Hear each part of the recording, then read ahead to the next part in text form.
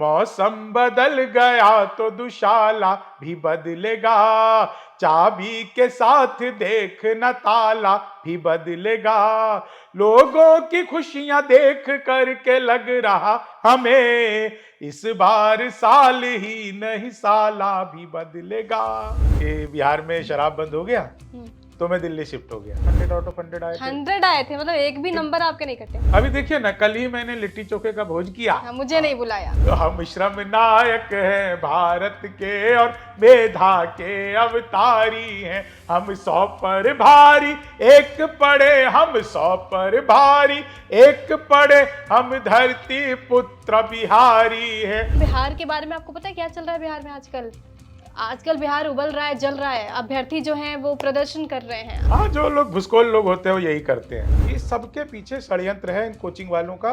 इनका मैं तो कहता हूँ कि कोचिंग का धंधा सरकार को अपने हाथ में ले लेना चाहिए। लोगों की गलती है। तो आप नीतीश कुमार को बिहार का भविष्य मानते हैं? नहीं कि 19 थी तुम, हमने चाहा 20 की तरह, पर दिल में चुभने लग गई हो 30 की तरह।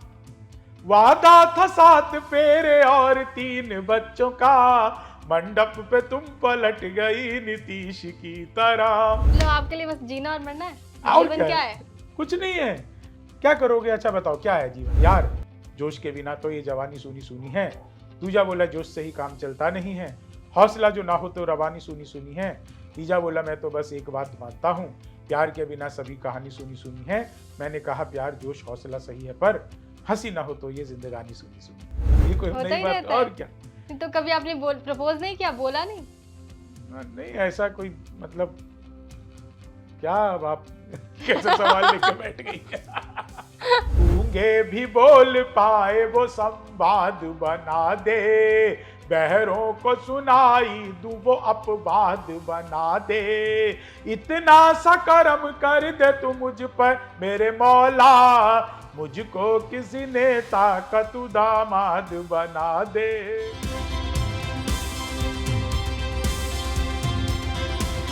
नमस्कार, आप देख रहे हैं बिहार तक और आपके साथ मैं हूं ऋचा शर्मा। और इस वक्त हमारे साथ जो शख्सियत मौजूद हैं वो कुछ ऐसा कहते हैं कि जब मैं पैदा हुआ तो बड़ी शुभ घड़ी थी और घड़ी बंद पड़ी थी, लेकिन समय ऐसा बदला कि आज देश और दुनिया में इनका नाम है और हास्य कवि के रूप में मशहूर हैं।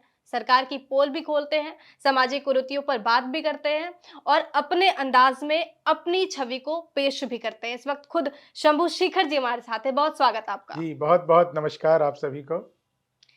शंभू जी, नए साल की शुरुआत मैं आपके इंटरव्यू के साथ कर रही हूँ, तो मैं ये चाहूंगी, कवि भी हैं आप, पकड़े भी गए हैं, तो कविता के माध्यम से हम लोग शुरू करें। जी, तो एक तो सभी को नए साल की शुभकामनाएं। और आपकी शुरुआत अगर मेरे साथ हो रही है तो आप ये मान के चलिए कि अगर किसी भी काम की शुरुआत में ही अगर उसके ऊपर काला टीका लग जाए तो पूरे साल आपके चैनल को, आपके इस इंटरव्यू को और आपको नजर नहीं लगेगी। क्या बात है। तो मेरे साथ करने का ये बड़ा फायदा है आपको। नए साल की अपने अंदाज में अगर मैं आपको शुभकामनाएं दूं तो बस आप ये समझ के चलिए कि मौसम बदल गया तो दुशाला भी बदलेगा, मौसम बदल गया तो दुशाला भी बदलेगा, चाबी के साथ देख न ताला भी बदलेगा। लोगों की खुशियां देख करके लग रहा हमें इस बार साल ही नहीं साला भी बदलेगा, इस बार साल ही नहीं। तो बहुत खुश होने की जरूरत नहीं है कि साला बदल जाएगा। ससुर जी के घर में नई खुशखबरी है। शंभू जी, बहुत खूबसूरत शुरुआत मैं इसे कहूंगी, लेकिन आपने बोला साल बदल गया है, बाकी आप अपने अंदाज में आगे भी कुछ कह रहे थे, लेकिन क्योंकि ये साल बदल गया है, शंभू शेखर जी कितने बदले हैं, उनका जीवन कितना बदला है? आप जीवन कितना बदला है ये तो मुझे नहीं पता, क्योंकि मैं अगर अपने आप को याद करूं, जहां से मैं अपने आप को याद कर पाता हूं, तो कई तो बहुत बचपन की बातें याद आती है, छोटी थोड़ी धुंधली धुंधली सी, दूसरी तीसरी क्लास की। लेकिन मैं जब छठी सातवीं क्लास में था वहां की बातें से लेकर के और अब तक की लगभग सारी बातें याद है। तो मुझे हंसने का बड़ा शौक था।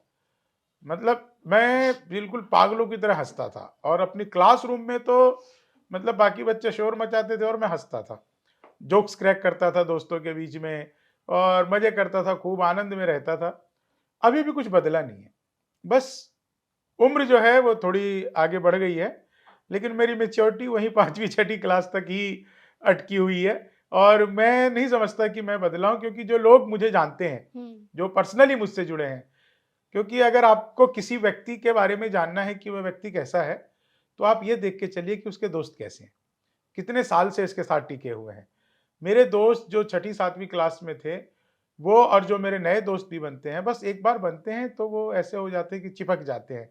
वो आपके अपने व्यक्तित्व का गुरुत्व भी हो सकता है और आपके व्यक्तित्व के अंदर की एक अच्छाई हो सकती है कि जो व्यक्ति आपसे जुड़ता है। हुँ। तो मुझे लगता नहीं कि मैं बदला हूँ।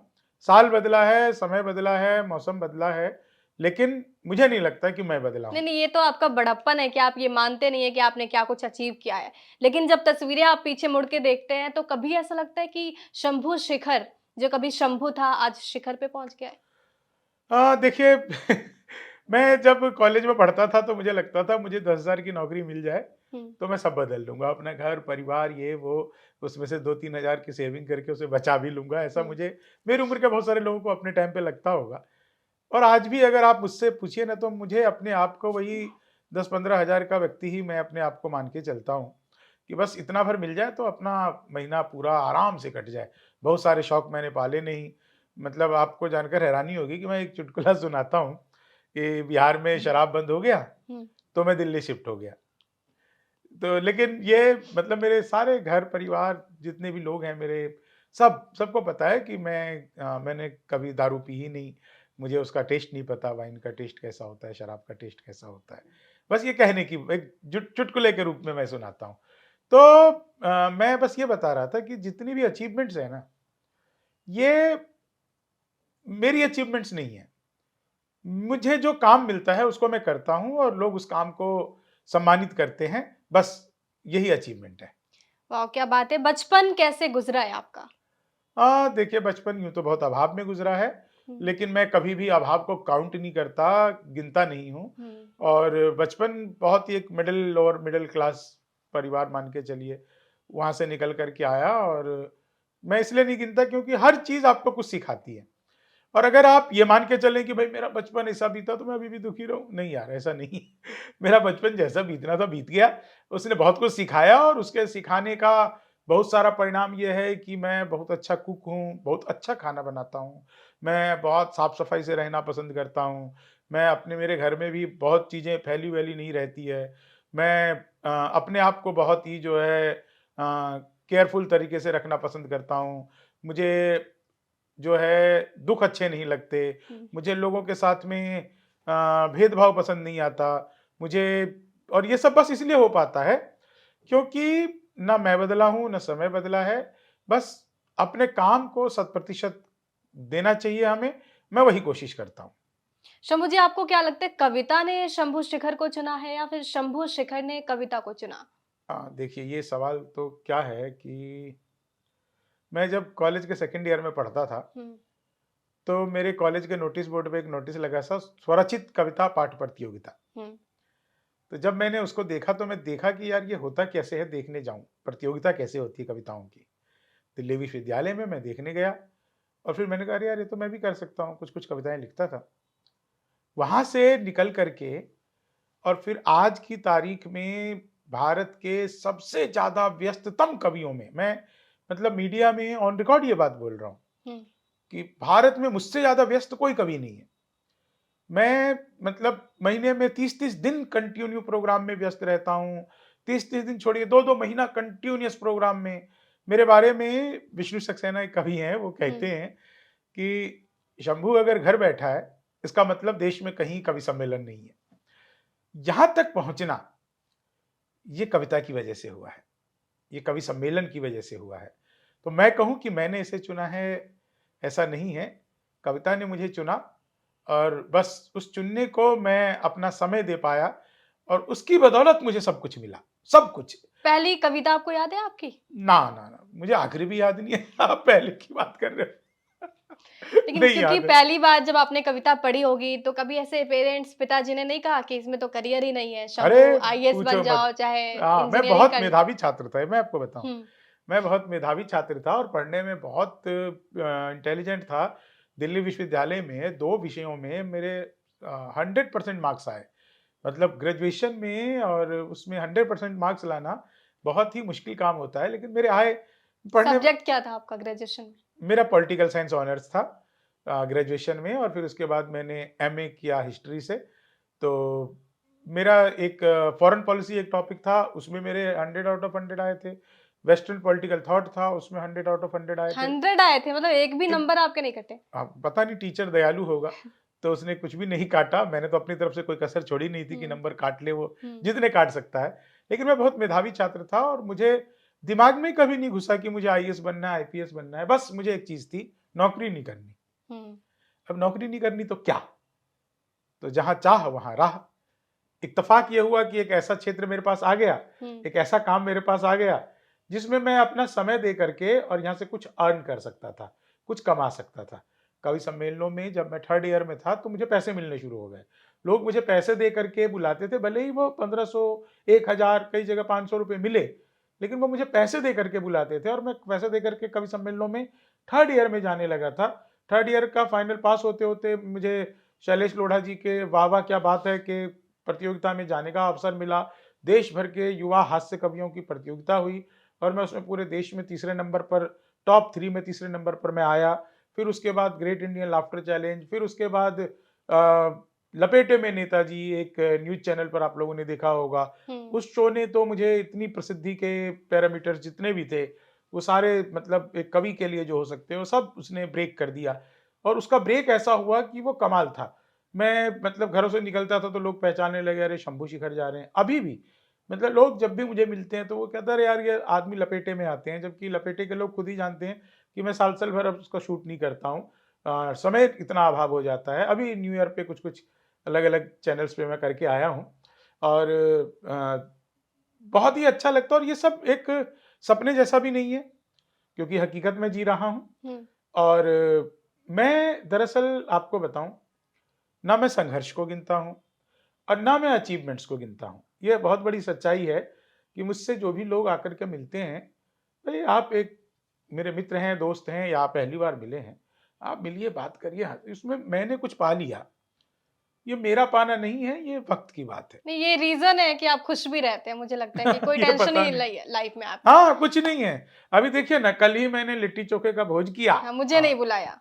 अरे भाई, मीडिया वाले लिट्टी को जो है खा लेंगे, फिर वो कुछ और उस पे कहानी बना देंगे। ये देखिए, इनको बेचारे को लिट्टी बनाना पड़ रहा है। तो कल ये लिट्टी चोखा बनाया। अरे! खैर इसके लिए सॉरी, लेकिन अभी मैं 2-3 दिन बाद, 3 दिन नहीं, 4-5 दिन बाद ही जो है, अभी मकर संक्रांति को चूरा दही का भोज कर रहा हूँ। हुँ, तो जब भी मुझे मौका लगता है, और मेरे जितने भी फैन्स हैं सोशल मीडिया पे, वो जानते हैं कि खाना खाना और खाना खिलाना, हुँ। ये तो हम बिहारियों की पहचान भी है, लेकिन मैं इसको बहुत एन्जॉय करता हूँ। नहीं, बिल्कुल सब पे बात करेंगे, लेकिन मुझे अभी ये भी जानना है आपसे जब आप कविता की तरफ अग्रसर हुए, पिताजी को ऐसा नहीं लगा कि इसमें करियर नहीं है, यहाँ पे रोकना चाहिए और ऊपर से हाँ, आप सबको मेधावी? लगा। मैं देखिए उन सब बातों में जानबूझकर मैं उस बातों पे जवाब नहीं दे रहा हूँ। हुँ, क्या है कि वो दौर बहुत ही बुरा था। मैं उसके लिए कितनी बार, मेरी मतलब एक्चुअली में जिसे कहते हैं ना कि पिटाई होना, पिटाई हुई। घर में कितनी बार विवाद हुए, कितनी बार ये हुआ। ऐसा भी हुआ कि मेरी कहीं नौकरी लगा दी गई, मुझे इंटरव्यू सिंगापुर। देना जाना था। हाँ, सिंगापुर टूरिज़्म बोर्ड में। हुँ, यहाँ पे नेहरू प्लेस में उसका नया-नया ऑफ़िस खुला था, और तब विस्तारा एयरलाइंस आई नहीं थी, उसके आने की बहुत सारी तैयारियाँ चल रही थी। तो सिंगापुर एयरलाइन का टाई अप है। तो सिंगापुर टूरिज़्म में मेरी नौकरी की बात चल चुकी थी, सब कुछ हो चुका था। मैं इंटरव्यू देने ही नहीं गया। तो मतलब सिंगापुर में नौकरी करना सबका सपना होता है कि अगर लग जाए कहीं नौकरी तो अच्छी बात है। शंभू हाँ, शेखर ने तो सिंगापुर में मुझे नौकरी छोड़ नौकरी ही दी। नहीं करना था, मुझे आप अमेरिका भेज दो, उसमें क्या है? जब मुझे नौकरी ही नहीं करना, तो आप मुझे जाके जन्नत भेज दो कि जाओ स्वर्ग में नौकरी करो। नहीं तो उसके पीछे कोई लॉजिक होगा क्या करना है? कुछ पता ही नहीं क्या करना है। अच्छा। बल्कि सच ये है कि मुझे आज भी नहीं पता क्या करना है। सच में नहीं पता। मेरे पास तो कवि सम्मेलन लोग बुला लेते हैं, मैं चला जाता हूँ, कविता पाठ कर लेता हूँ, पैसे दे देते हैं, मैं घर आ जाता हूँ। मुझे पता ही नहीं मुझे करना क्या है। अच्छा एक कवि सम्मेलन के लिए कितने चार्ज करते अरे! हैं ये शंभू सवाल शेखर? बहुत ही बेकार सवाल है। हाँ। हाँ, ये सवाल का कोई जवाब नहीं है। हँसने का क्या चार्ज होगा? कोई चार्ज ही नहीं होता है। तो बस मेरे जाने आने का खर्चा होता है वो थोड़ा ज्यादा महंगा हो जाता है। अच्छा, पहली कविता जो आप जिससे आपको ख्याति मिली है, जिससे आप शिखर पे पहुँचे, वो कौन-सी हाँ, कविता थी? देखिए इसमें बहुत सारी कविताएं थी लेकिन एक मैंने बिहार के लिए लिखा था, हुँ। हम धरती पुत्र बिहारी हैं। हुँ, हुँ। हम धरती पुत्र बिहारी हैं ये कविता जो मैंने लिखी, तो इसने मुझे बिहार के लोगों में बल्कि बिहार के बाहर के लोगों में भी एक अलग मुझे पहचान दिलाई, अलग प्यार दिलाया। तो वो कविता जो है ना मुझे एक मेरी एक माइलस्टोन कविता भी लगती है हुँ। और उसने मुझे बहुत पहचान दिलाई। वो कविता सुनना चाहूँगी। जी, वो कविता तो बहुत बड़ी है, मैं उसका 2 स्टैन्ज़ा आपको सुना देता हूँ। हुँ, हुँ। हम श्रम नायक हैं भारत के और मेधा के अवतारी हैं। हम 100 पर भारी, एक पड़े हम 100 पर भारी। मुझसे तो बहुत सारे लोग पूछते हैं कि ज़्यादातर बिहारी आईएएस आईपीएस क्यों बनते हैं? तो मैं उनको बताता हूँ देखो बाकियों में जितना दिमाग है ना, उतना हमारा खराब रहता है।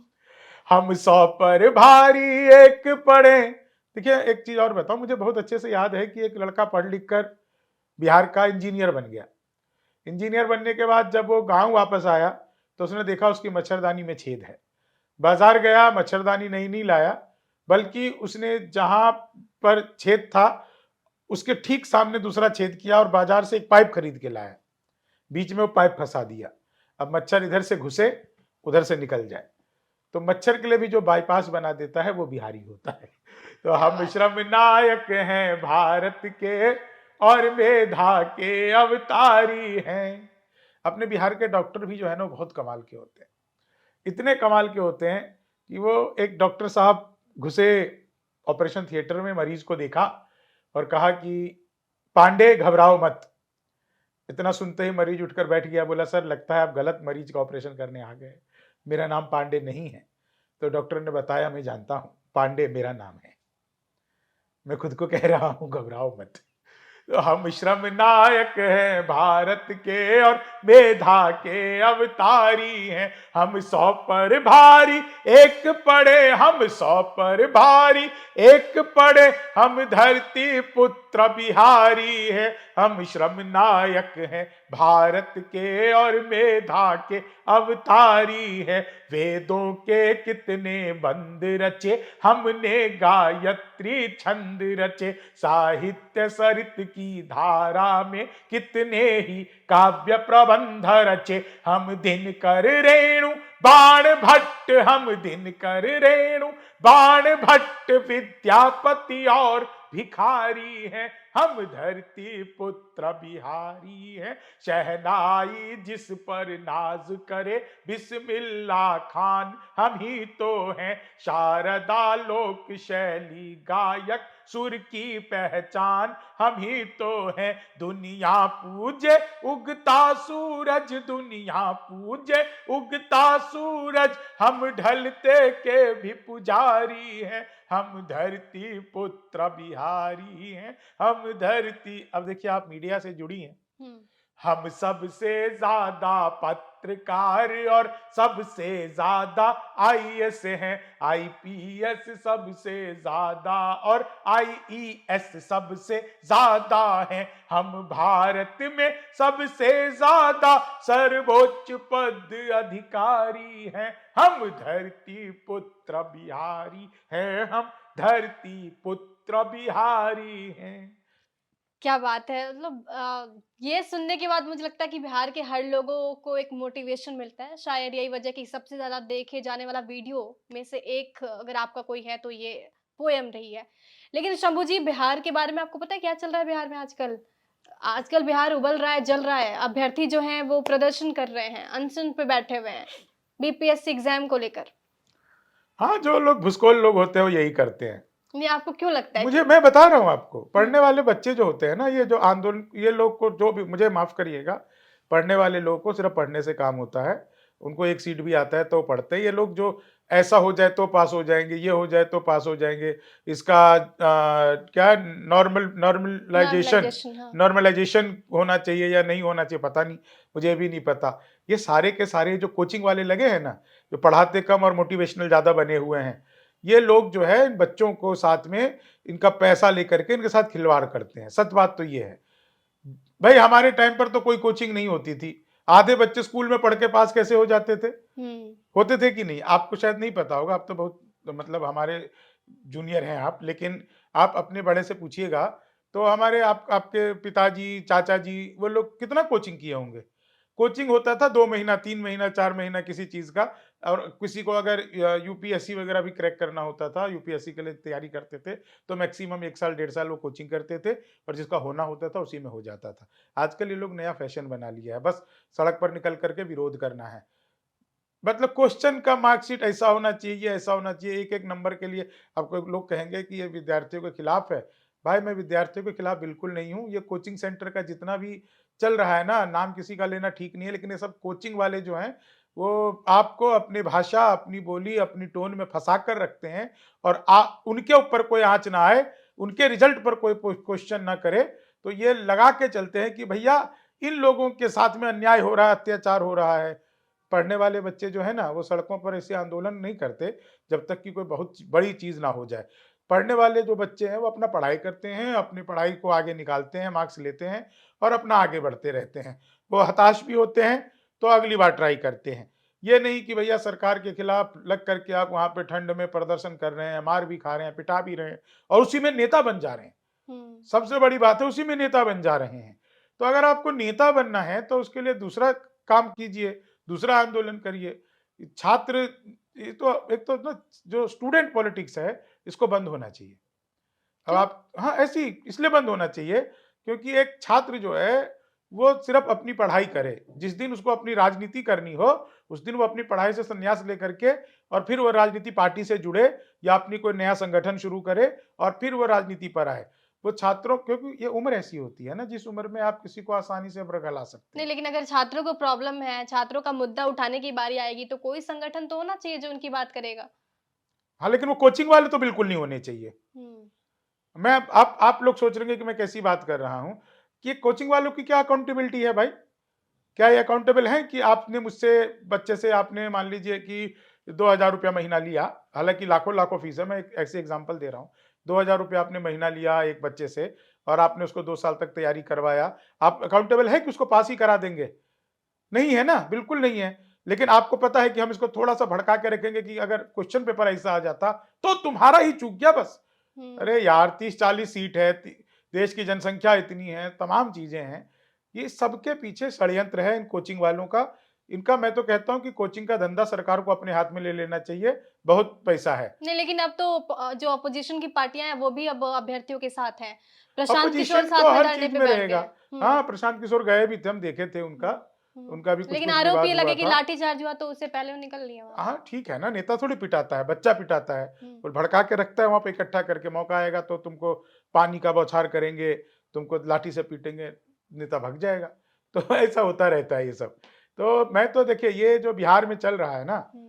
कोई नई बात नहीं है। बिहार में हमेशा चलता रहता है। लेकिन क्योंकि दूर बैठे हैं हम दिल्ली में तो गुस्सा आता है नहीं, देख नहीं, के? मुझे नहीं आता। ये सब क्या गुस्सा है, ये तो छोटी-मोटी बातें हैं। हुँ। ये कल को कुछ और होगा, परसों को कुछ और होगा। मुझे गुस्सा सिर्फ़ 2 ही जगह पर आता है एक्चुअल में। एक तो मुझे लड़कियों के साथ में जो दुराचार होता है, हुँ। उस पर मुझे बहुत गुस्सा आता है और मैं अपनी कलम से भी कुछ न कुछ उस पे लिखता रहता हूँ।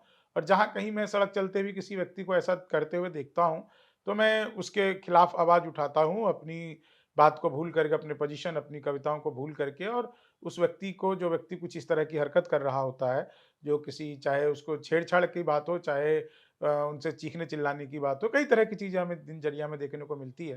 तो एक तो मुझे इस चीज़ पर गुस्सा आता है, बहुत ज़्यादा, मतलब बहुत ज़्यादा ही मुझे, मतलब इस पे मेरा कंट्रोल नहीं रह पाता है। हुँ। और दूसरा चीज़ जो है, वो सरकार के ऊपर में जो फ्री का बाँट रहे होते हैं ना, इस पर बहुत गुस्सा आता है।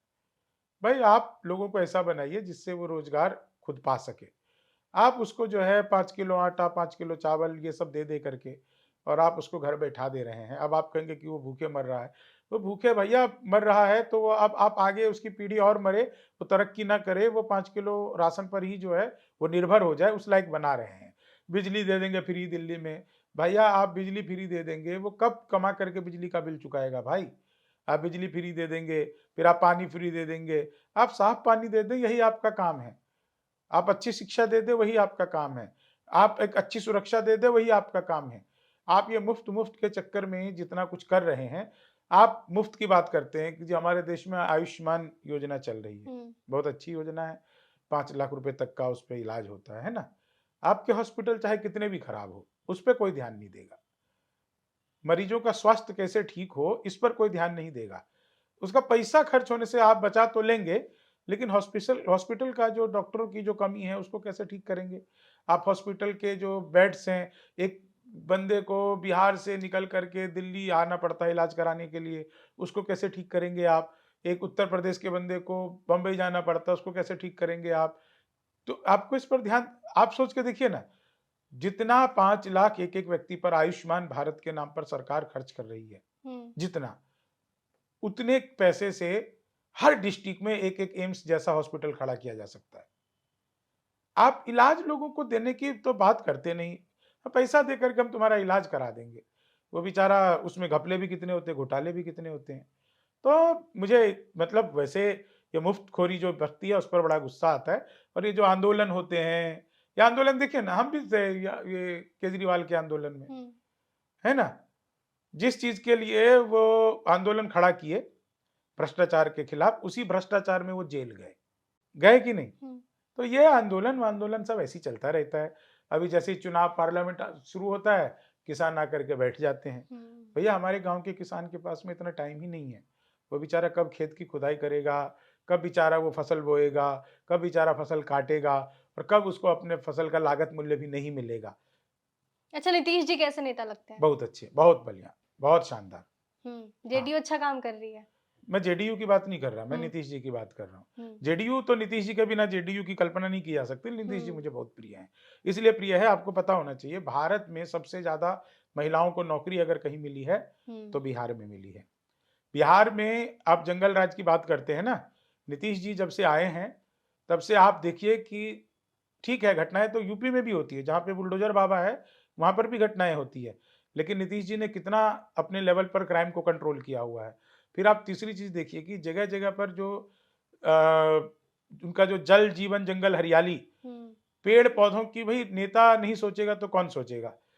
नीतीश जी से लोग ऊबे हुए लगते हैं कि यार, एक मुख्यमंत्री का चेहरा देख देख करके लोग को थोड़ा सा उबाऊ कई बार हो जाता है, लेकिन नीतीश जी से नफरत नहीं करता है कोई। लेकिन शराबबंदी पे सवाल उठ रहे हैं। ये कहते हैं कि शराबबंदी तो लागू आपने करा दी है, हम्म। लेकिन पूर्णतः लागू नहीं है। मतलब तस्करी और बढ़ रही है। आपको एक तरफ तो राजस्व का ये कर नहीं देखिए मिल क्या रहा है, है, दूसरी तरफ जो खुलेआम बिक लोग रहा है। जो लोग शराब का, आज से 10-15 साल पहले जब शराब खुला हुआ था बिहार में, तो वो लोग जो नहीं देखे हैं शराब पीने के बाद की स्थिति, हुँ, तो उन लोगों को नहीं पता है वो जो बोल रहे हैं। आदमी पी करके आता था और आ करके सबसे पहला जो करता था वो बीवी बच्चों को पीटता था। आपको महिलाओं का पीटना ज्यादा अच्छा लगता है, या तस्करी में शराब बिक रहा है वो ज्यादा अच्छा लगता है?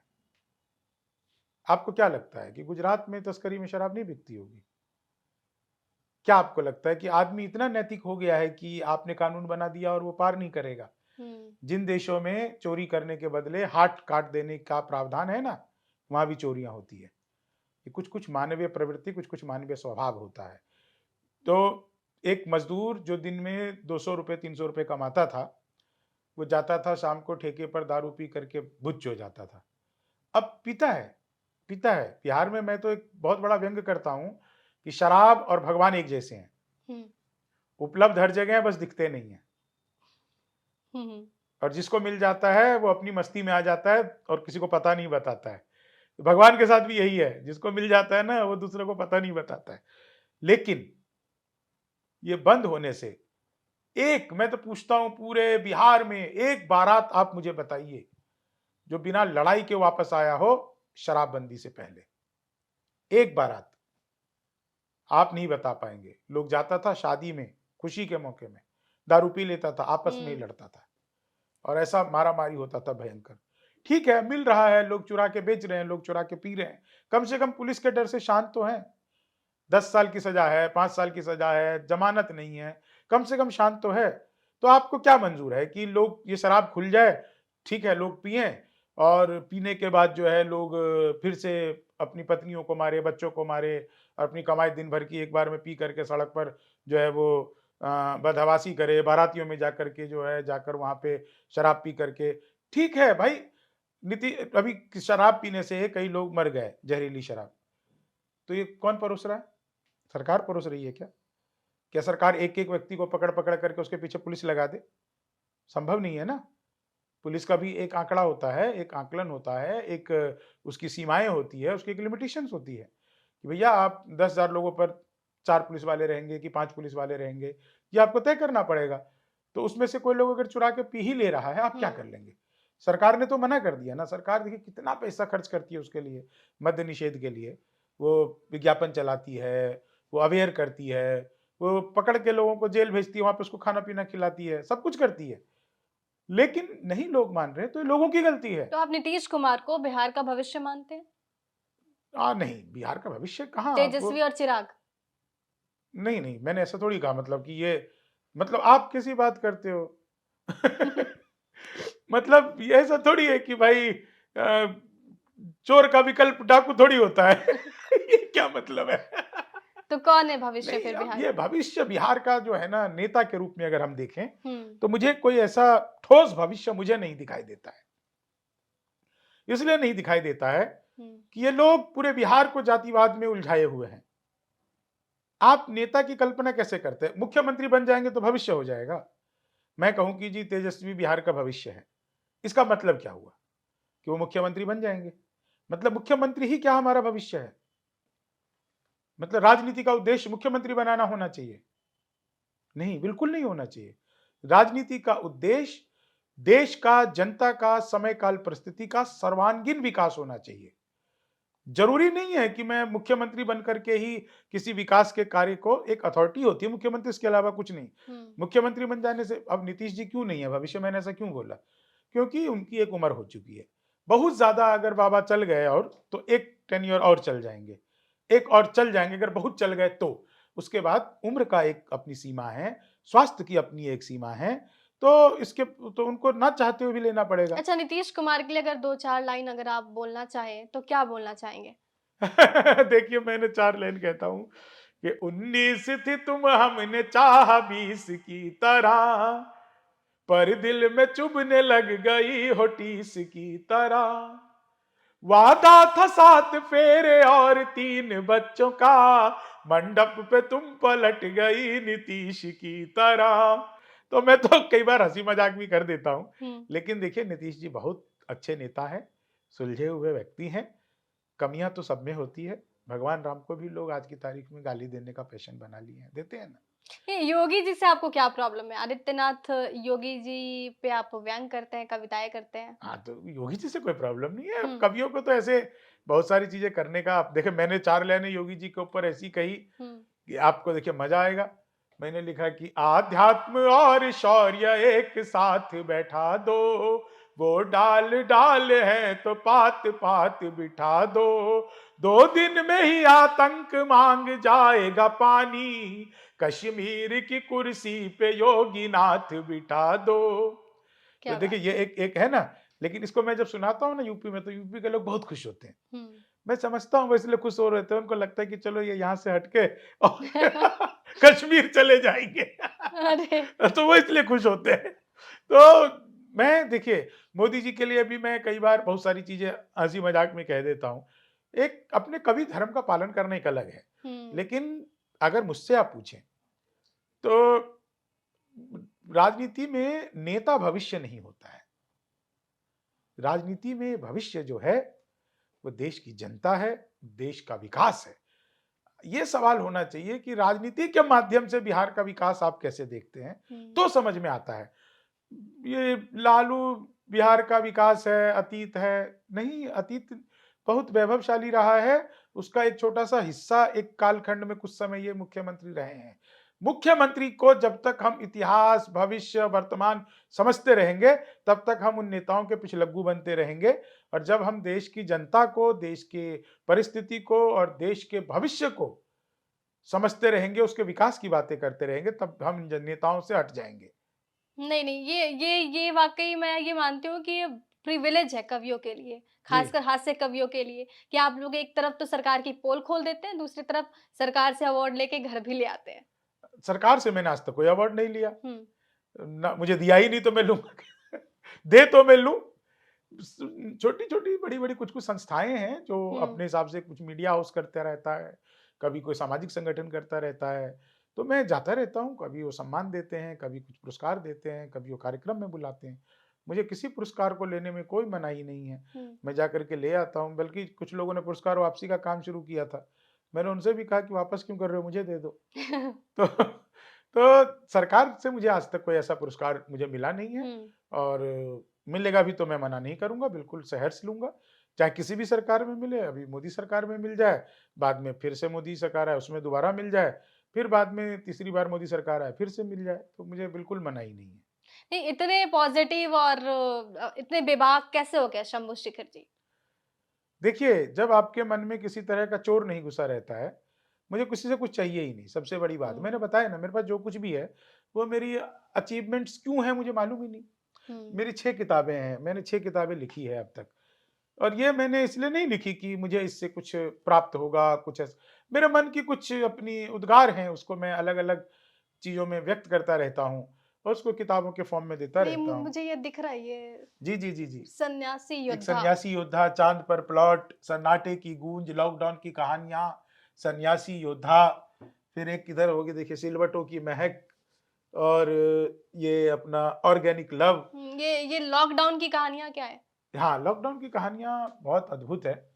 इसमें क्या था कि ये लॉकडाउन जब लगा था ना, तो हम सब बंद थे घरों में। तो कुछ-कुछ देश में बहुत सारी गतिविधियाँ चल रही थी। कुछ मज़दूर पलायन कर रहे थे, कुछ चैनलों पे लाखों लोगों के मरने की खबरें आ रही थी, पूरी दुनिया बंद हो रही थी। ऐसे समय में लोगों का बिहेवियर कैसा था, लोगों का व्यवहार किस तरह से बदल रहा था, और सबसे बड़ी चीज़ कि समाज में क्या चल रहा था। तो लॉकडाउन की कहानियों में लगभग 80% कहानियाँ जो है, वो पूरी तरह से सच्ची कहानियाँ हैं।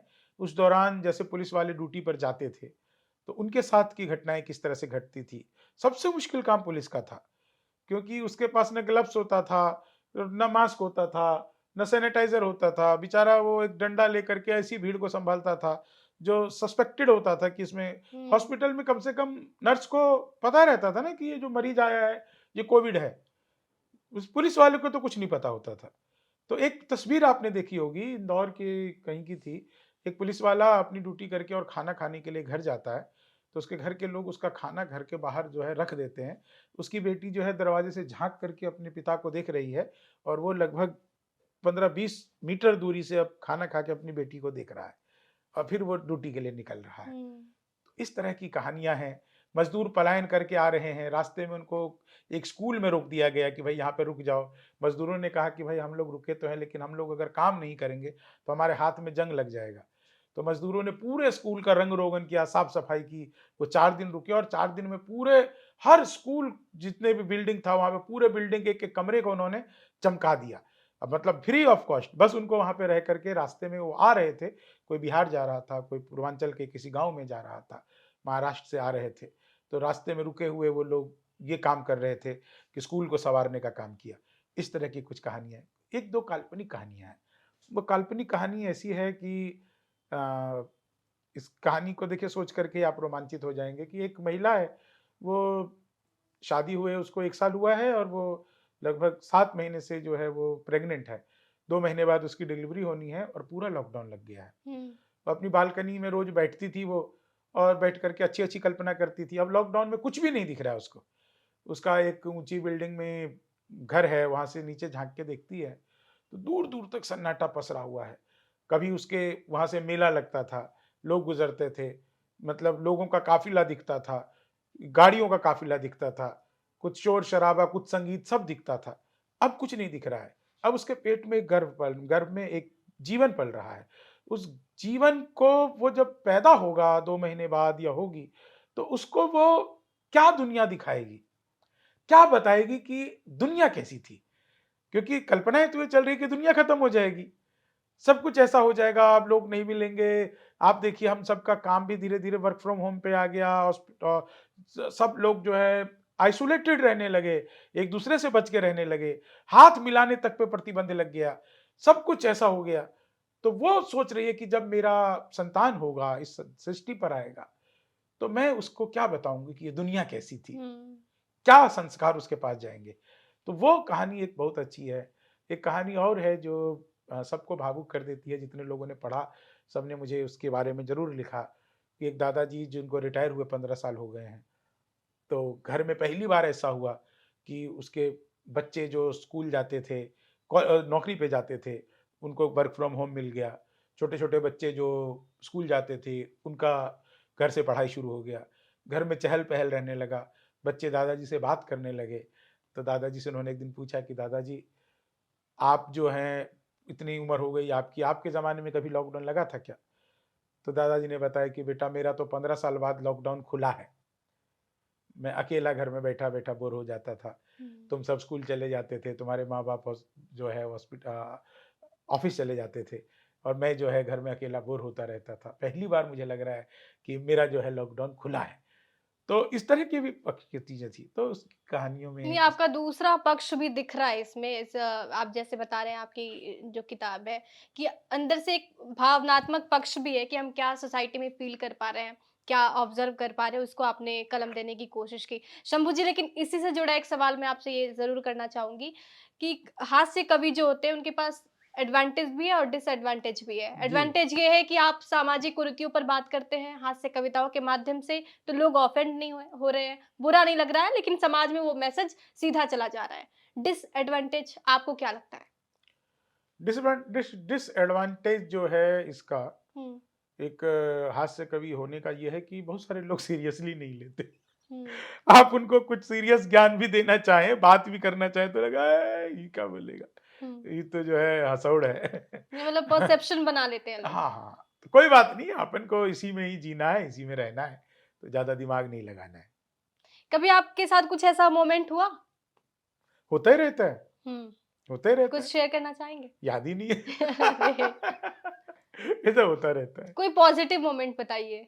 पॉज़िटिव मोमेंट तो बहुत सारे हैं। हुँ, मतलब एक कवि होने के नाते इतने सारे पॉजिटिव मोमेंट्स हैं कि जिसकी मेरे पास में कोई मतलब एक लिस्ट लिस्ट बना के ना चाहूँ तो पूरी कई किताबें भर जाएँगी। बहुत सारे लोग मिलते हैं। मैं एक संदेश आपको दिखाता हूँ, आपने पूछा है, हुँ। वो आप पढ़ के अपने दर्शकों को बताइए। हाँ, मेरा फ़ोन रखा है पीछे, मेरा फ़ोन दीजिए, मैं एक संदेश आपको बताता हूँ। वो संदेश आप पढ़ेंगे तो आपको लगेगा कि सचमुच में कुछ जो है ना, कुछ तो ईश्वर ने हम लोगों को अच्छा दिया होगा, कुछ तो अच्छा दिया होगा। हाँ, ये मेरे एक मित्र हैं, वैभव मणि जी, रांची में रहते हैं। तो जमशेदपुर में एक मेरा कवि सम्मेलन था, उस वहाँ पे उनका परिवार रहता है, तो मैंने उनको एक पोस्टर भेजा कि अगर आपके पास समय है, तो आप आइए। तो पोस्टर भेजने के बाद उन्होंने मुझे कहा कि मैं तो ऑफ़िस में हूँ, लेकिन कोई आपसे कार्यक्रम सुनने के लिए आएगा, तो उसके बारे में उन्होंने लिखा, ये आप पढ़ के बताइए, ये लिखा हुआ है। हाँ, इन्होंने लिखा है कि मेरी मैडम की एक शिक्षिका हैं। उस दिन मैडम ने फ़ोटो डाली तो उन्हें फ़ोन करने बोली। जब उनके पति का अचानक देहांत हुआ तो वो बहुत डिप्रेस्ड रहती थीं। फिर ऐसे ही किसी दिन किसी जानने वाले ने किसी ग्रुप में आपके 1-2 वीडियो डाले और उन्होंने आपके वीडियो खोज-खोज कर देखने शुरू कर दिए और बच्चों को भी दिखाया। कह रही थी कि आपकी जो कविता है, उन्हें वापस ज़िंदा कर देती है। मैं उन्हें भेजता हूँ आपके कार्यक्रम की डिटेल्स, आगे इन्होंने लिखा।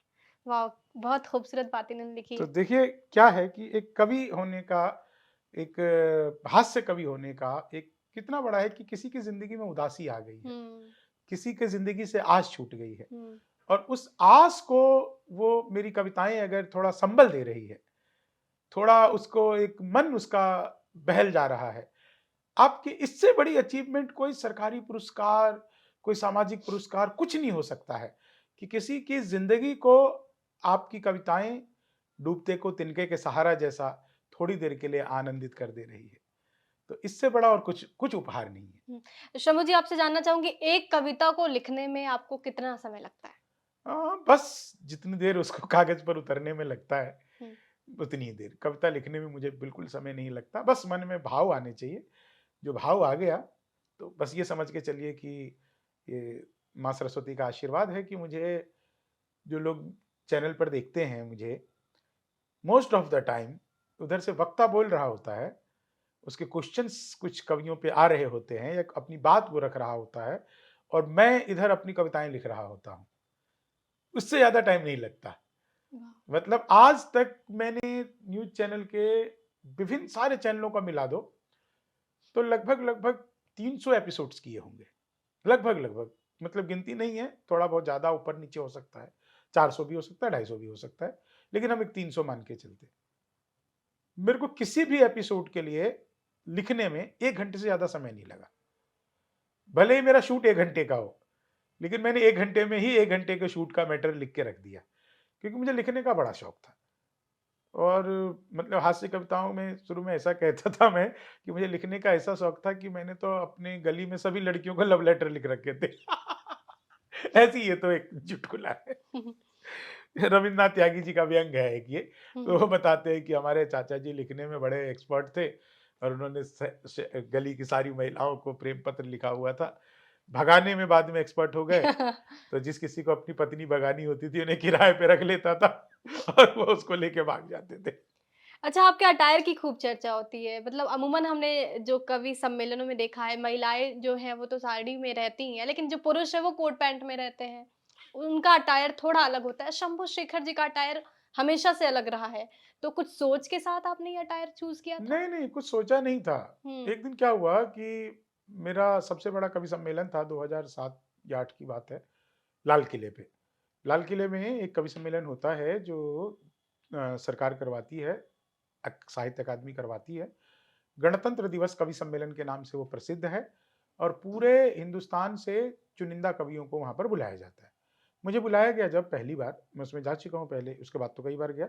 लेकिन जब पहली बार मुझे बुलाया गया तो मुझे लगा कि मुझे कुछ अपनी वेशभूषा जो है वो पारंपरिक रखनी चाहिए। हुँ। तो मैं धोती, कुर्ता, और बसंत के आसपास का कार्यक्रम था, तो मैं धोती, कुर्ता पहन कर के गया। तो मेरे एक मित्र ने कहा कि यार क्या तुम जोकर लग रहे हो? ये बात मुझे थोड़ी-सी पिंच कर गई। मैंने कहा कुछ नहीं, मैंने बस इतना यही कहा कि देखो मैं इस जोकर वाले जिसको तुम जोकर कह रहे हो, इसको पहन-पहन करके मैं इस तरह का प्रसिद्ध कर दूँगा कि एक दिन लोग इससे इस तरह का सवाल पूछेंगे कि आपने इस तरह का अलग ड्रेस क्यों पहना? हुँ। आपको मैं बताऊँ, मतलब मैं ऑन रिकॉर्ड आपको बता रहा हूँ, मैं ऐसे कम से कम 20 कवियों को जानता हूँ, जिन्होंने मेरे बाद मंचों पर धोती पहनना शुरू किया। ओके। मंचों पर धोती पहन के मैं अमेरिका गया, मैं 50 दिन अमेरिका में रहा, मेरे 27 प्रोग्राम हुए, पूरा अमेरिका के अलग-अलग शहरों में 27 मेरे 37 फ्लाइट्स मैंने अमेरिका में किया 50 दिनों में। और उस 27 के 27 प्रोग्राम में मैंने धोती पहनकर अमेरिका में परफ़ॉर्म किया और वहाँ के लोग बड़े खुश होते थे। हुँ। जो लोग थे तो सुनने वाले भारतीय ही, लेकिन जिन लोगों ने 25 साल पहले, 30 साल पहले सोचिए जो भारत छोड़ के चले गए, जुड़ाव उनका भारत से है, आते-जाते हैं बीच में, लेकिन अब वहीं के नागरिक हो गए हैं। तो उन्होंने जो अपने बचपन में देखा होगा उनके बाप-दादा जो पहनते थे, मैं धोती पहन के ऐसे लान बाँध के ऐसा बिल्कुल पूरा अपना बिहारी स्टाइल में पूरी तरह से मैं रहता था। तो लोगों को बहुत, और वो बहुत एप्रिशिएट करते थे। बहुत, और कई लोग जो है वो ऐसे देखते थे कुर्ता-वुर्ता कि इसको बाँधे कैसे हो? मैं कहता था अरे भाई ऐसा मत करो। हाँ, लेकिन ये था कि बहुत लोगों ने एप्रिशिएट किया, बहुत ज़्यादा। तो आपको पता है क्या ऋचा जी, ये पहनावा, हुँ। ये वेशभूषा और ये तमाम तरह के गैजेट्स जो हम इस्तेमाल करते हैं, इस सब पे हमारा ध्यान पता है कब जाता है? जब हमारा भीतर का हौसला कमज़ोर होता है। जब आपका कॉन्फिडेंस कमज़ोर होता है ना, तो उसको ठीक करने के लिए आपको लगता है कि आपके your shoes must be shining, your dress must be, you look like a gentleman. क्यों? आप भीतर से नहीं हैं। और जो भीतर से ऐसे होते हैं ना, उनको जो भी पहना दो, जैसे भी रख लो, फिर उनकी बात बोलती है। हुँ। फिर उनके कपड़े नहीं बोलते, उनके गैजेट्स नहीं बोलते, उनके ब्रांड नहीं बोलते। तो मैं करता सब कुछ हूँ, लेकिन मुझे अपने ऊपर इतना कॉन्फिडेंस है कि मैं कुछ भी पहनकर खड़ा हो जाऊँ, मैं जो बोलूँगा लोग उसको सुनेंगे। जो मैं सुनाऊँगा लोग उस पर आनंद लेंगे। क्यों? क्योंकि आनंद मेरे भीतर है। एग्ज़ैक्टली। अच्छा शंभू जी, आपने अभी बोला कि अब इतना व्यस्तता हो गई है कि हमेशा कहीं न कहीं आपके शोज़ होते हैं। जो अपकमिंग जो बडिंग पोएट हैं, जो कविताएँ लिखते हैं, हास्य कवि बनना चाहते हैं, उनको लेकर आपका क्या संदेश होगा? बनना चाहिए या नहीं बनना हाँ, चाहिए? बिल्कुल बनना चाहिए भाई, वाह! बहुत स्वागत है और खुला आकाश है। जो लोग बनना चाहते हैं मैं आपको बताऊँ, मैं 10,000 की नौकरी सोचने वाला आदमी, हुँ, ये ऋचा जी मेरे घर आई हुई हैं, एक आलीशान घर में रहता हूँ, हाई राइज़ बिल्डिंग में रहता हूँ, सिर्फ़ कवि सम्मेलन की वजह से है। मेरे पास अपनी अच्छी गाड़ी है, मैं खूब लोग देखते हैं। सबसे महँगा फ़ोन जो आज की तारीख में अपडेटेड है 16 नंबर एप्पल का, ये फ़ोन मैं इस्तेमाल करता हूँ। ये सिर्फ़ कवि सम्मेलन की वजह से करता हूँ। मैं मतलब ये बहुत बड़ा टीवी लगा है घर में, सोफ़े लगे हुए हैं, ये सब देखिए, ये इधर-उधर देखेंगे, गाँव में जो लोग मेरे घर देखे हैं, सब मतलब सब कवि सम्मेलन की वजह से है। लेकिन जो काम करें ना, बस ये मान के चलें कि उस काम में आपसे बेहतर और कोई होना नहीं चाहिए। अगर आपको ढंग से पोछा लगाना भी आता है ना, हुँ, ढंग से, तो आपसे बेहतर कोई नहीं है। अब कमाई के वो ज़माने बीत गए कि आप टीचर बन के, बैंकर बन के या पत्रकार बन के या दुकानदार बन के ही कमा सकते हैं। अब कमाई के इतने तरीके आ गए कि एक यूट्यूबर इतना कमा लेता है जितना पूरा चैनल नहीं कमा पाता। एक अकेले यूट्यूबर के पास उतने सब्सक्राइबर्स होते हैं जितने पूरे चैनल के पास नहीं होते। पूरे के पूरे चैनल के पास नहीं होते। मतलब मेरे पास में मैं अपने दम पर मेरा खुद का यूट्यूब चैनल लगभग आधा मिलियन होने वाला है, सिर्फ मैं अपनी बस दम पर। मैंने बहुत सारे ऐसे चैनल देखे हैं जिसमें 20 लोग काम करते, 25 लोग काम करते, छोटे-छोटे चैनल हैं। कुछ बड़े चैनल भी देखे हैं जिसमें 2 लाख 3 लाख सब्सक्राइबर्स हैं। क्यों? आप बस अपने काम के प्रति ईमानदार हो जाइए। हुँ, कई चैनल मैंने ऐसे देखे हैं जो कुछ नहीं, दिन भर बैठे हैं, मछली पकड़ रहे हैं, उनका 1 मिलियन 2-2 मिलियन व्यू जा रहा है, पैसा कमा रहे हैं। क्यों कर रहे हैं ऐसा? बस वो मछली पकड़ने के काम को निरंतरता से करते जा रहे हैं। तो अगर आप कवि सम्मेलन में आना चाहते हैं, कविताओं में आना चाहते हैं, तो पहली बात ये समझिए कि ये बेरोज़गारों का काम नहीं है, कि भैया हमें कोई और काम नहीं मिल रहा तो चलो कवि बन जाएँ। दूसरी बात ये समझ लीजिए कि एक डॉक्टर बनने के लिए क्या करना पड़ता है? पहले आपको डिग्री लेनी पड़ेगी। 12th तक पढ़ेंगे, फिर आप नीट क्वालीफाई करेंगे, फिर उसके बाद आप जो है 4 साल तक लगातार पढ़ाई करेंगे, तब आपकी एमबीबीएस कंप्लीट होगी, लेकिन आप डॉक्टर नहीं बनेंगे। फिर आपको 1 साल जो है हुँ, विलेज पोस्टिंग करनी पड़ेगी, फिर उसके बाद आपको एमडी करनी पड़ेगी, है ना? फिर उसके बाद आपको एक डॉक्टर होने का सर्टिफिकेट मिलेगा, यानी कि 6-7 साल आपके ऐसे लग गए। हुँ, 12वीं तक की पढ़ाई जो लगी सो लगी, फिर नेट की तैयारी में जो धन और समय लगा वो लगा। एक टीचर बनने के लिए भी आपको ना 12th की पढ़ाई करेंगे, फिर उसके बाद आप सबसे छोटे बच्चे को पढ़ाने के लायक होंगे। फिर उसके बाद आप अगर बड़े बच्चे पढ़ाना चाहते हैं तो ग्रेजुएशन करिए, बीएड करिए, बीएड करने के बाद फिर उसके बाद आप बहुत तरह का एंट्रेंस दीजिए, किसी में पास होंगे, फिर उसका आप वो उसकी आप ट्रेनिंग करिए, फिर पढ़ाइए। फिर आपको क्या सैलरी मिलेगी? टीचर बन गए तो 50,000, 60,000, 70,000। डॉक्टर बन गए तो शुरुआत में आपको वही 1 लाख, 1.5 लाख, बाद में आपकी स्पेशलिटी पर डिपेंड करता है। एक कवि आपको जानकर हैरानी होगी कि महीने का आराम से 5 लाख, 7 लाख, 10 लाख कमा लेता है। हमारे जैसा आदमी तो और भी ज़्यादा कमा लेता है, जो एक लेवल पे आ चुके हैं। बहुत सारे ऐसे 15-20 लोग हैं। हुँ। इतना कमाने के लिए इसका आधा तो मेहनत करना पड़ेगा ना। 3 साल तो तैयारी करनी पड़ेगी ना, अगर कोई 6 साल की तैयारी करके नहीं, आईएएस आपको बन रहा है। लगता है कि सोशल मीडिया के आने के बाद ये जो करियर है वो बूम है? क्योंकि अभी इंस्टाग्राम पे लोग सुनना पसंद करते हैं कवियों को, कविताएँ सुनते हैं। करियर बूम नहीं है, हुँ, नया कैनवास मिला है। हुँ, एक नया कैनवास मिला है, लेकिन करियर इससे ज़्यादा पहले बूम था। कवि सम्मेलन का करियर कोविड के बाद सबसे जल्दी अपने आप को दोबारा लौटाने वाला कवि सम्मेलन बना, पूरे इंडस्ट्री में। फ़िल्में भी नहीं रिलीज़ हो रही थी, लेकिन कवि सम्मेलन जो है वो चलने शुरू हो गए थे। कवि सम्मेलनों में हम तो बहुत ये समझिए कि अ, सोने का चम्मच मुँह में लेकर के कवि सम्मेलन कर रहे हैं। हमसे जो पुराने कवि थे, वो लोग ट्रेनों से यात्राएँ करना, बसों से यात्राएँ करना, दूर-दूर तक जाना, लेकिन कवि सम्मेलन पूरे भारत में, हुँ, खासकर हिंदी बेल्ट में इतना रच बस चुका था, इतना रच बस चुका था कि सदी के महानायक जो हैं, उनका नाम अमिताभ बच्चन हम कहते हैं। उनके पिताजी हरिवंश राय बच्चन, वो एक कवि थे और एक कवि होने दिनकर जी एक कवि थे हुँ, और एक कवि के बेटे के रूप में पहले उनको पहचानते थे लोग, अमिताभ बच्चन जी को। तो आप समझ सकते हैं कि कवि का रुतबा पहले भी क्या था। अटल बिहारी वाजपेयी, एग्जैक्टली।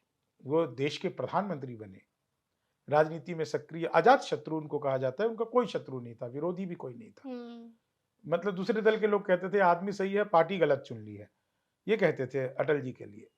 लेकिन अटल जी कवि थे, मंचों पे कविताएं करते थे, बाद में फिर वो राजनीति में भी आ गए, राजनीति करने लगे, कविताएं पीछे रह गई, लेकिन राजनीति में भी आए तब भी कविता का दामन नहीं छोड़ा। आप देखिए ना, हमारे आदरणीय कुमार विश्वास इतने ज्यादा फेमस हैं, इतने लोगों से मिलते हैं, राम कथा पूरी दुनिया में करते हैं, हम्म। अपने चौपर में चलते हैं कवि सम्मेलन की वजह से। कवि है, कवि सम्मेलन। तो कवि का ऐसा नहीं है, मैं तो बहुत नया नया खिलाड़ी हूँ इस क्षेत्र में। ये जरूर हुआ है कि हम लोगों को एक कैनवास मिला है और चुनौतियां बढ़ी है।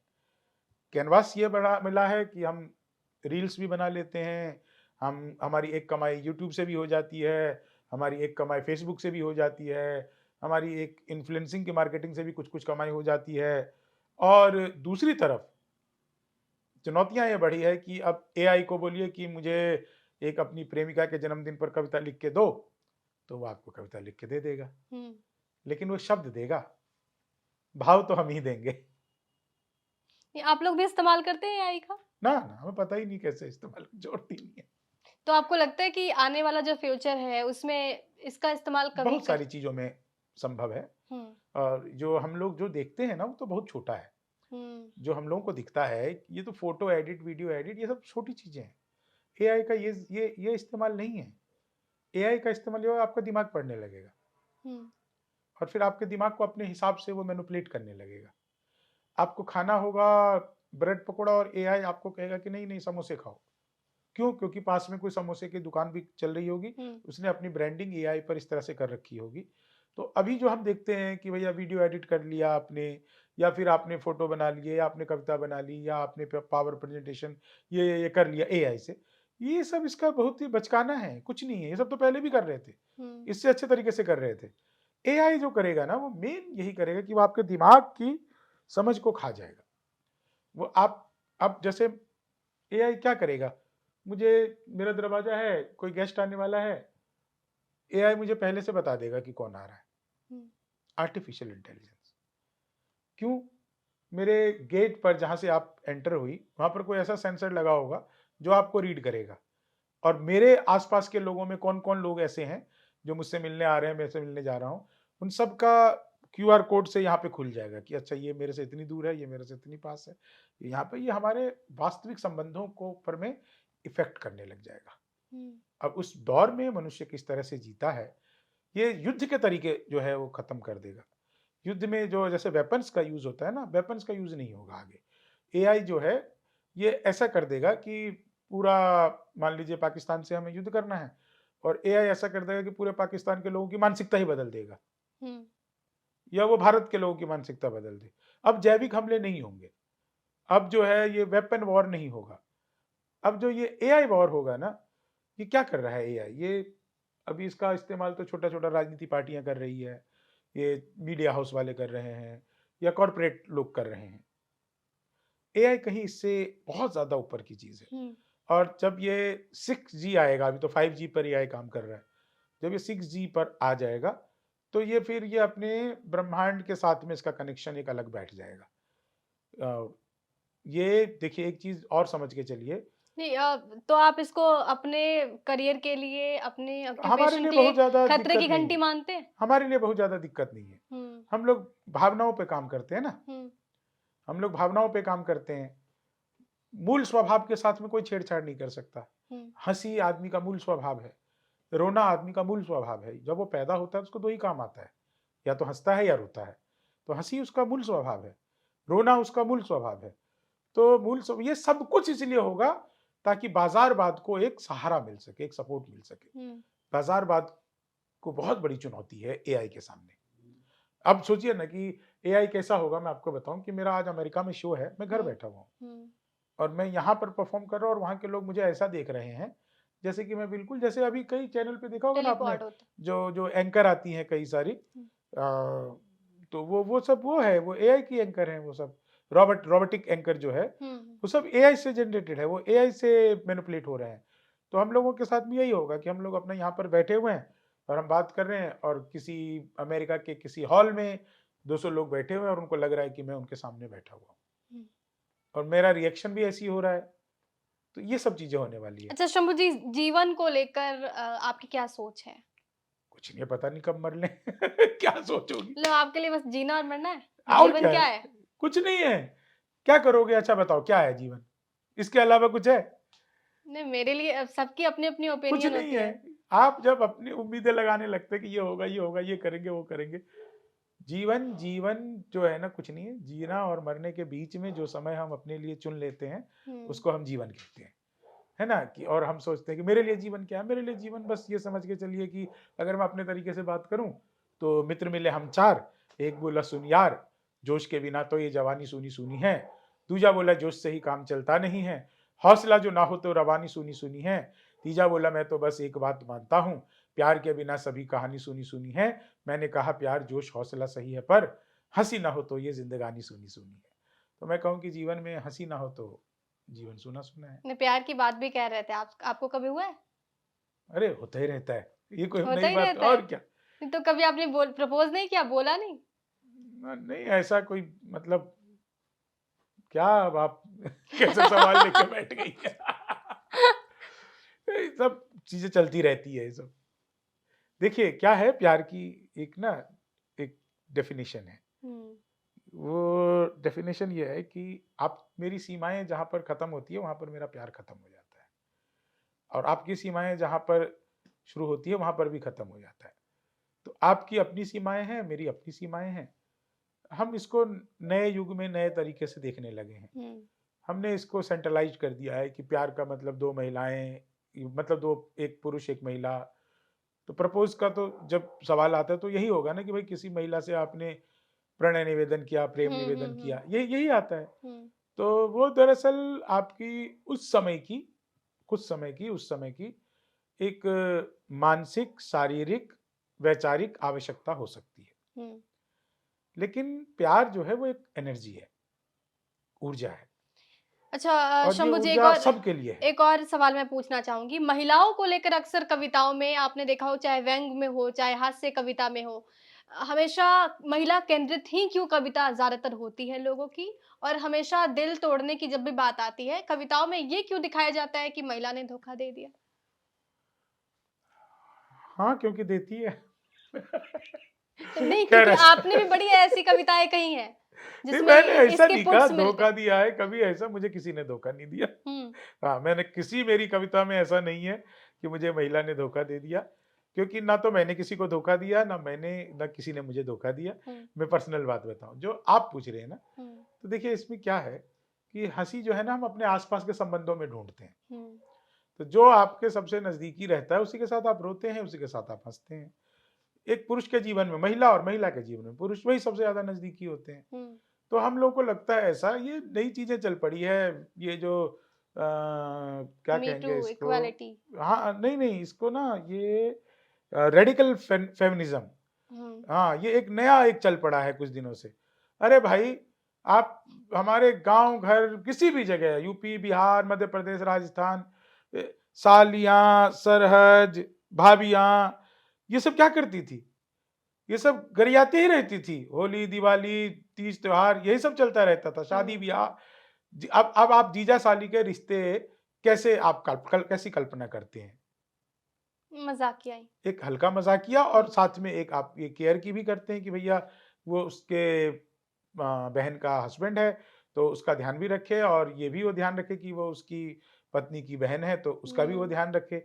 मर्यादा भी बनी रहे और एक लाइटनेस भी बनी रहे, दोनों चीज़ों का।